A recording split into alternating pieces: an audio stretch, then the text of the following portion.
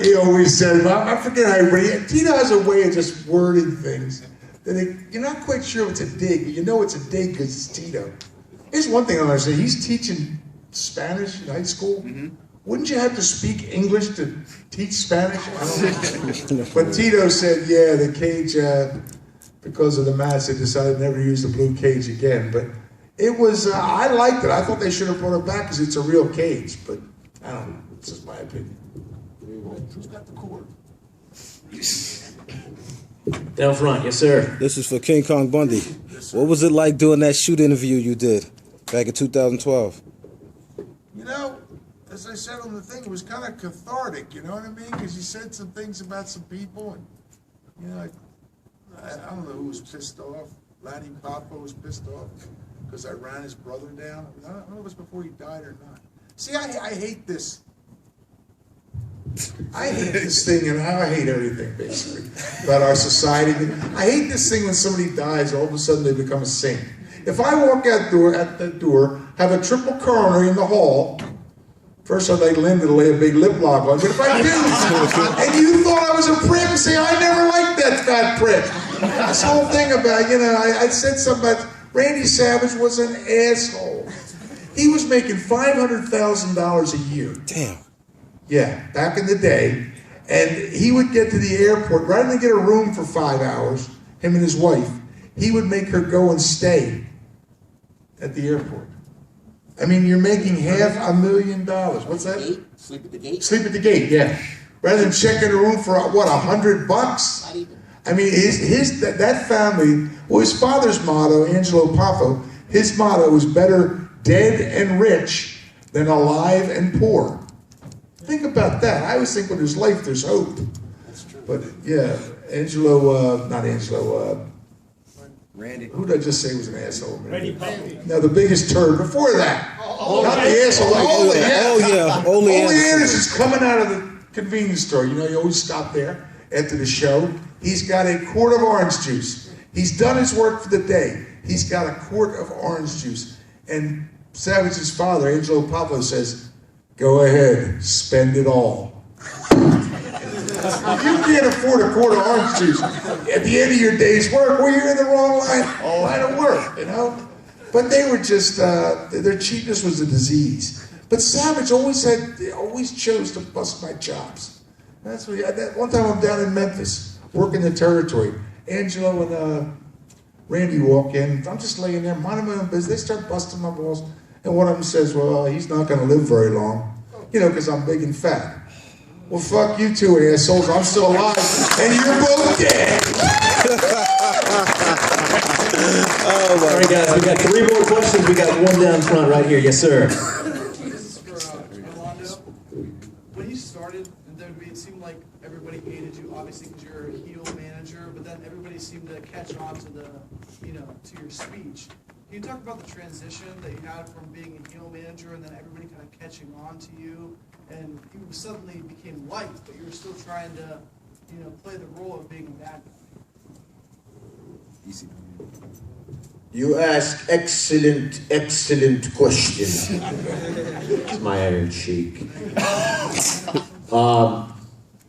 I did my job the way I was instructed to do it, and it just so happened that you guys liked it.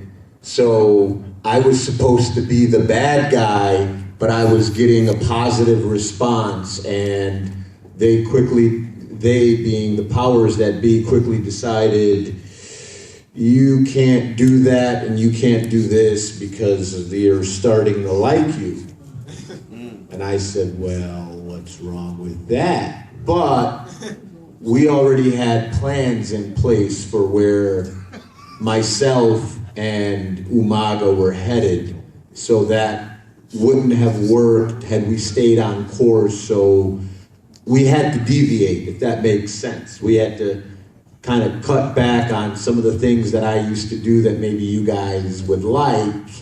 And, this business has always been about good versus evil. So you can't have Superman versus Batman, unfortunately. Maybe you can, but Superman versus Lex Luthor and Batman versus the Joker will generate more revenue than good guy versus good guy. Comprende? See. All right, we got time for two more. I'm going to take you right there on the aisle.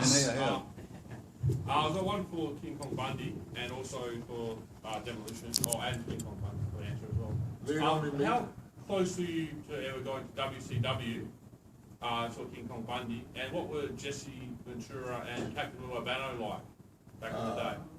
Uh-oh. I never liked either of those pricks. Do you notice a theme here? Captain Lou was a really great guy. Funny, I remember when I first broke in one of my first house shows, it was the Washington building, back then, what was the Capitol Center? I don't know what it is now, but anyway, I went, and we had Philadelphia that night, and I went down there, and there's Captain Lou with a gallon of vodka. No ice, no mixer, no glass, just a gallon of vodka and a bucket of chicken. Man, he's on a roll. And Jesse, I always liked Jesse, very clever guy, did a great job announcing, was a great heel announcer. And I thought one of the best. He got that job, the gig for Saturday Night's Main Event. And he was really good on that. But Captain Lou was a classic. And how long was he in the business? Bill? I mean, he had to be 40 years, right? I mean, he was there, but they were real good guys. What was the other part of the question, James? How close were you to ever going to WCW? Never thought about it. Really? Never thought about it. I left to work for the computer company. I was going to take a year off. Wound up being like 5.5, almost 6 years.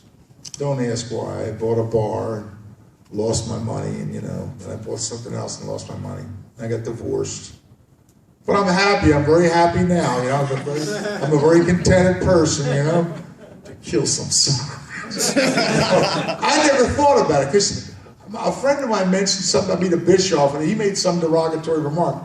The thing is, wrestling's reached a point now where if two guys, back then there was Bischoff and there was Vince, and if one of them, you had a problem. I should have done it in '95 when I came back. I did a match for ECW, and the office called me, Vince's office called me. That's when I should have tried to go to WCW. But the fear of the unknown, I had heard a lot of bad things about it, and I thought I was going to be treated okay back with Vince, and I wasn't, and that's when my career ended. But I never really seriously thought about it, but I should have. Where were you 20 years ago? I could have used your advice, James.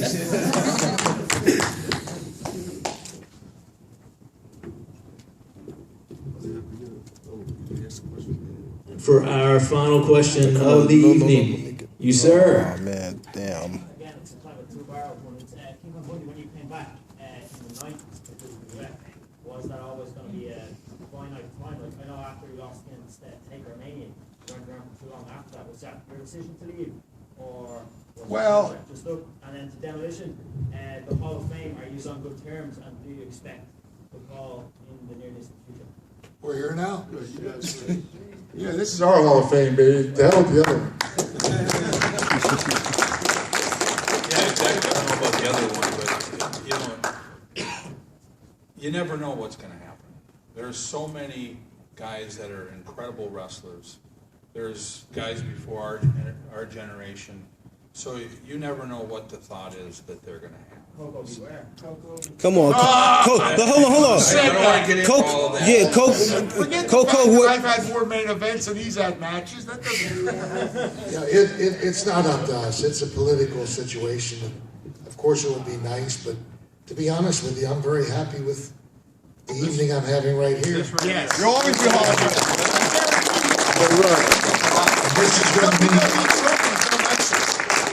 Really, this is going to mean as much as any award that I've ever gotten. What do these things cost? And there again, it goes back to friends, to fans, and who would have thunk it? I was a kid growing up in a small town outside of Pittsburgh, had no aspirations of wrestling, and teaching, and never thought I was going to be in wrestling. Got a chance to travel the world, meet some guys, and when you meet friends, it doesn't matter how many, it doesn't matter how many years you've not been around them. It's just like yesterday. Yeah, that's the truth. And then some guys you don't want to ever see again. But you know, this is, Front row seat. we have no baby. control over, Front like row Barry said, seat. we have no control over what's gonna happen in the future, but it's not gonna deter and mark our career, because we both feel good about our careers. Yeah, like Bill said, you know, this award, this really does mean a lot. And, you know, we spent some time with Dave Harrow today, and you couldn't ask for a better person. Great family man, smart guy, and I truly, Be the booker. the first time that I worked for Dave Harrow in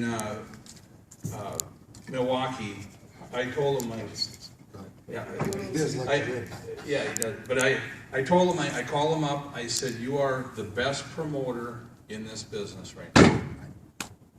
And he really is. He takes care of you. He has incredible shows, and I think he loves the fans just like we do.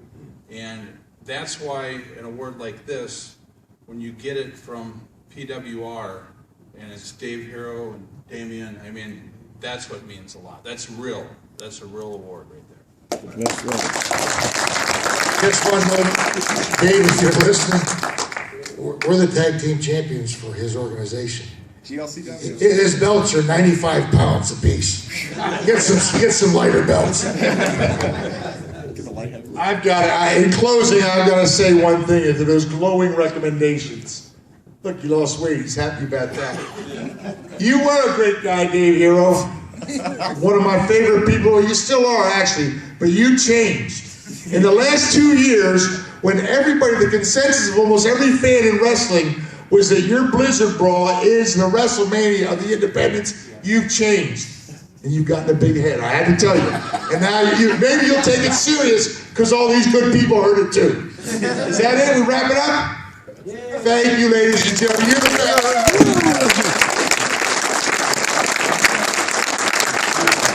You know it's true, Dave. You changed. Awesome.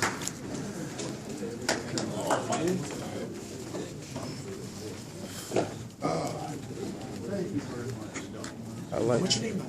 6. Six. That's your real name? It's my stage name for all my work and everything. Yes. Flip me over. Yo, put my Twitter shit. Put your Twitter right on your shit down. The fuck they mean my memory's full, man? I didn't even do nothing with this shit. Hey guys, we're gonna be doing a photo op at the back table, back here. For those of you that are interested, I believe there will be some currency involved. ¿Cuánto cuesta? That means how much? How much? 20.